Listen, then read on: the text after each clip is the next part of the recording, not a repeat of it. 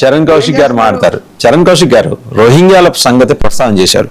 మీకు హైదరాబాద్ లో జల్పల్లి, కిషన్ బాగ్, బాలాపూర్ ఈ 3 చోట్ల కూడా రోహింగ్యాలకి ఫుట్బాల్ క్లబ్స్ ఉన్నాయి. ఇప్పుడు కాదు, 2018 నుంచి ఉన్నాయి. మరి మీరు ఏం చేశారు? మీ గవర్నమెంట్ ఏం చేసింది? వాళ్ళు ఓపెన్ గా అక్కడ క్లబ్స్ పెట్టి వాళ్ళు ఈ టోర్నీలకు అటెండ్ అవుతారు. అండ్ మీరు కనుక గమనిస్తే ప్రతి ఆదివారం కానీ ఈ పెద్ద పెద్ద సంతలు, మార్కెట్లు ఉండే చోట ఆయమే రోహింగ్యా ప్లీజ్ డొనేట్ మీ అని చెప్పి ప్లకార్డులు పట్టుకొని రోడ్డు మీదకి వచ్చి నుంచుంటారు. మీ నోటీసులు ఎప్పుడు రాలేదా? మీ ప్రభుత్వం నోటీసులు, మీ పోలీసుల నోటీసులు ఎప్పుడు రాలేదు? భారతదేశానికి సంబంధించిన భద్రత వివరాలు కేంద్ర ప్రభుత్వం పట్ల ఉంటుంది. ఇక రాయలసీమలో ఎంతమంది ఉన్నారు రోహింగ్యాలు? 40,000 మంది మాత్రమే రోహింగ్యాలు అని చెప్పేసి కేంద్ర ప్రభుత్వం ప్రకటించింది. మరి 40,000 మంది ఉన్నారని మీరు చూస్తున్న పైన ఫోటో రోహింగ్యాల ఫోటోనే. అది మీరే చెప్పారు. భాగ్యనగర్ పేరు మారుస్తామే జేహెచ్ఎంసీ సందర్భం అని చెప్పి మీరే, రోహింగ్యాలు ఏరేస్తామని చెప్పింది మీరే. ఇల్లు పోతే ఇల్లు ఇస్తాం, బడి పోతే బళ్ళు ఇస్తాం, పెద్ద పెద్ద స్పీచ్లు ఇస్తే బాగా 40 కార్పొరేట్ స్థానాలు గెలిచింది భారతీయ జనతా పార్టీ. అలాంటి చర్యలు తీసుకోకుండా మీరు ఢిల్లీలో డెవలప్మెంట్ ఇచ్చారు. అదే కాకుండా ఇప్పుడు చెప్తా ఉంది భారతీయ జనతా పార్టీ వీళ్ళకేదో సనాతన ధర్మం మీద, హిందూ ధర్మం వీళ్ళకే ప్రేమ ఉన్నట్టు. జిఎస్టీ కౌన్సిల్ మన తెలంగాణ రాష్ట్రంలో దేవాలయాలకు సంబంధించిన టెంపుల్లకు జిఎస్టీ కౌన్సిల్ నోటీసులు ఇచ్చింది. మీరు జిఎస్టీ చెల్లించకపోతే మీ టెంపుల్ సంబంధించినటువంటి భూములను సీజ్ చేస్తామని చెప్పేసి కేంద్ర ప్రభుత్వము జిఎస్టీ కౌన్సిల్ నోటీసులు ఇచ్చింది.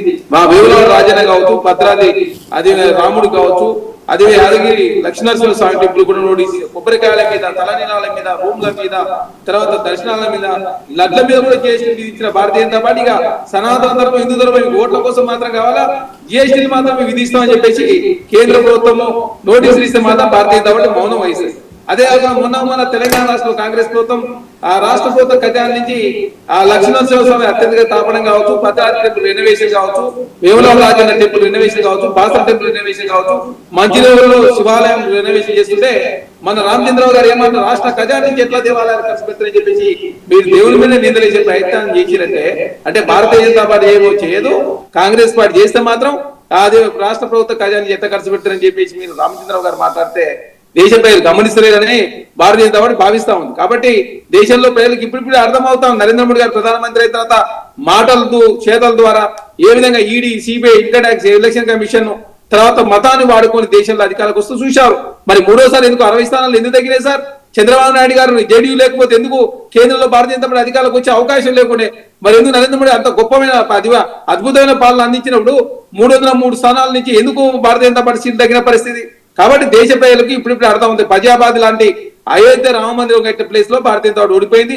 వారణాసిలో నరేంద్ర మోడీ గారు మెజారిటీ తగ్గిన పరిస్థితి కూడా మనం చూసినాం. కాబట్టి ఇప్పుడు 5 రాష్ట్రాల్లో కావచ్చు, అంతకుముందు హర్యానా, ఢిల్లీ, మహారాష్ట్ర, తర్వాత బీహార్ ఎలక్షన్ లో భారతీయ జనతా గెలవపోయినట్లయితే ఖచ్చితంగా జేడీ కావచ్చు, టీడీపీ వారికి ఎప్పుడో ఎన్డీఏ ప్రభుత్వాన్ని విత్డ్రా చేసుకునే వాళ్ళు ఇప్పటికి ఎప్పుడో కూలిపోయి. కాబట్టి అట్లాంటి పరిస్థితి రావద్దంటే ఖచ్చితంగా ఎస్ఐఆర్ కావచ్చు, ఎలక్షన్ కమిషన్ కావచ్చు, ఏదైనా అడ్డం పెట్టుకుని అన్ని రాష్ట్రాలకు గెలవాలని ఒక దురుద్దేశమే తప్ప ఈ దేశంలో ప్రత్యామ్నాయ మార్గాలు అన్వేషించే విధానం కావచ్చు, అంతర్జాతీయ ఒప్పందాలు కావచ్చు, ఆర్థిక విధానాలు కావచ్చు, దేశాల సంబంధాలు కావచ్చు, ఏ విధంగా చరణ్ కౌశిక్ గారు ఒకే ఒక ప్రశ్న ఇప్పుడు ఒకే ఒక ప్రశ్న కౌశిక్ గారు చరణ్ కౌశిక్ గారు ఒకే ఒక ప్రశ్న kindly listen to me. Charan Kaushik గారు ఒకే ఒక ప్రశ్న లిజన్ టు మీ. ఇప్పుడు జల్పల్లి, కిషన్ బాగ్, బాలాపూర్ రోహింగ్యా ఫుట్బాల్ క్లబ్స్, వాళ్ళ అకాడమీలు, వాళ్ళ పేర్లు, వాళ్ళ పుట్టుమచ్చలు మొత్తం మీ పోలీస్ దగ్గర ఉన్నాయి. ఇవాళ రాష్ట్రంలో మీరే అధికారంలో ఉన్నారు. 10 ఏళ్ళు బీఆర్ఎస్ ఏం చేయలేకపోయింది. వాళ్ళని మీరు చేసి మీ నిజాయితీ ఏంటో నిరూపించుకోండి. వాళ్ళేది మేము రెఫ్యూజీ క్యాంప్స్ మేము నడుపుకుంటున్నాం, ఇంత విచ్చలవిడిగా వాళ్ళు రోడ్ల మీదకి వచ్చి అరాచకాలు సృష్టిస్తుంటే ఏది ప్లకార్డులు పట్టుకొని మాకు డొనేట్ చేయండి అంటే అట్లీస్ట్ ఇప్పుడు ఇవాళ మీ చేతిలో ఉంది ఆ సబ్జెక్టు. మీకు తెలుసు, మా ఓటు వాళ్ళకే తెలిసినప్పుడు మీకు ఇంకా ఖచ్చితమైన సమాచారం ఉంటుంది. మీరు వాళ్ళని అదుపులోకి తీసుకోండి రోహింగ్యాల్ని. లే దయచేసి ఏంటంటే ఏమనంటే మీ దేశాన్ని మేమే కాపాడుతాం, రోహింగ్యాలు మా వల్లనే రాదు, కాపాడండి, మీరు కాపాడండి, వాళ్ళు కాపాడట్లా. నేను చెప్తున్నా ఆగండి సార్. 2 కోట్ల మంది ఏమన్నారు విదేశీ చొరబాటుదారులు అని చెప్పి కిరణ్ రిజిజు గారు పార్లమెంట్ సాక్షిగా ప్రకటించారు. ఎంతమందిని అరెస్ట్ చేసిరా అంటే ఇప్పటి వరకు 2566 మంది అరెస్ట్ చేసింది సార్. 2011 సంవత్సరాల్లో భారత మొత్తం అరెస్టులు 21,407 మందిని అరెస్ట్ చేశారు. మరి 2 కోట్ల మంది ఎక్కడ, 21,407 మంది ఎక్కడ?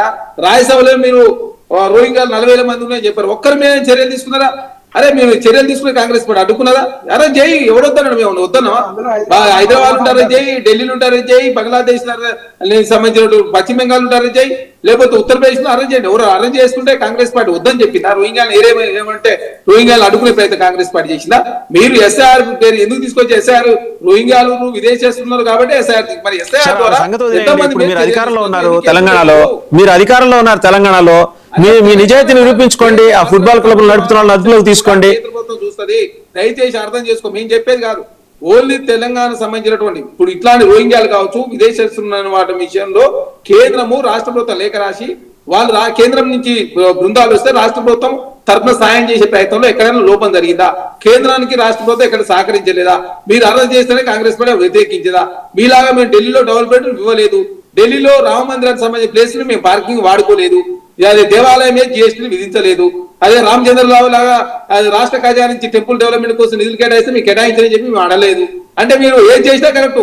భారతీయ జనతా పార్టీ హిందువులను సెంటిమెంట్ రాజకీయాల కోసం వాడుకొని ఓట్లు మాత్రం వేయండి, మిగతాది మాత్రం మేము ఎలాంటి విమర్శన చేస్తామని చెప్పి మీరు మాట్లాడితే దేశ ప్రజలు గమనిస్తున్నది అనుకుంటారా?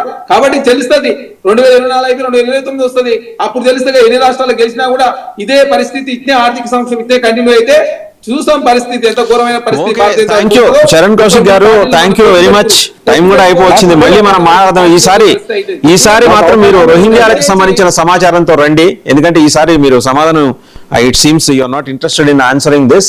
నెక్స్ట్ టైం కూర్చున్నప్పుడు రోహింగ్యాలకు సంబంధించిన సమాచారం నేను తీసుకొస్తా, మీరు తీసుకురండి, ఇదే ప్యానెల్లో కూర్చుందాం, తప్పనిసరిగా మాట్లాడదాం. Thank you very much for participating in the debate. Charan Kaushik గారు, తురగా శ్రీరామ్ గారు, శంకరవల్లి రవికుమార్ గారు, అందరికీ ధన్యవాదాలు. సో మెలోనీకి మెలోడీ చాక్లెట్ నుంచి హైదరాబాద్ రోహింగ్యాల దాకా మొత్తం రెండు పార్టీల వైఖరి ఏంటనేది, కేంద్రానిది కదా బాధ్యత, చొరబాటుదారుల గురించి చూడాల్సింది అనేది కాంగ్రెస్ పార్టీ వాదన. ఇక్కడ రాష్ట్రంలో కాంగ్రెస్ ప్రభుత్వమే అధికారంలో ఉంది. 3 ఫుట్బాల్ క్లబ్లు రోహింగ్యాల పేరిట హైదరాబాద్లో నడుస్తున్నాయి తెలంగాణలో. మరి వాళ్ళు విచ్చలవిడిగా రోడ్ల మీదకి వచ్చి ప్లకార్డులు పెట్టుకుని తిరుగుతుంటారు. మరి దాని గురించి కాంగ్రెస్ పార్టీ దగ్గర సమాధానం లేదా అనేది బీజేపీ ప్రశ్న.